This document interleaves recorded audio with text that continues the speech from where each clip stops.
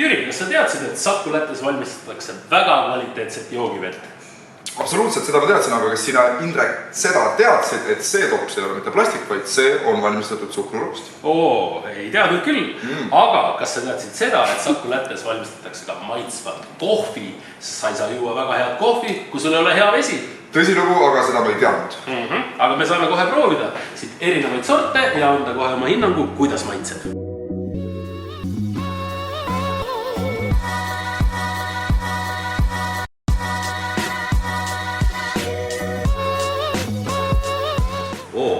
Väga maitseb. Jüri, me joome siin praegu Saku Lätte kohvibrändi nimega Nauding ja siin on siis Grand kohvisegu sees ja ma pean tunnistama, et väga hea, sükene mahe, natukene magus ja ei ole eriti happeline.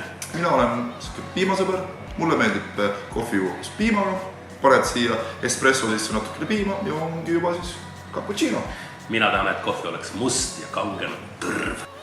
Meie oleme nüüd ühe väga omapärase maja juures. Kus me oleme? See on Saku Lätte pumbamaja ja just siit pumbatakse välja põhjavett, mis on 100 meetri sügavusel ja pump lööb seda 60 meetri pealt ülesse ja pannakse just siit mineva veega kõik tünnid täis.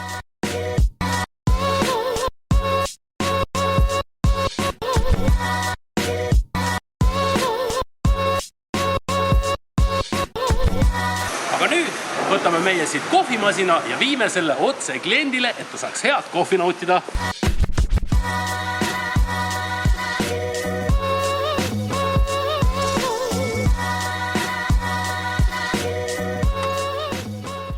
No nii, Kajamaa kooli on kohvimasin ära viidud. Meie päev Saku Lättes oli täis väga vingeid elamusi, saime palju targemaks.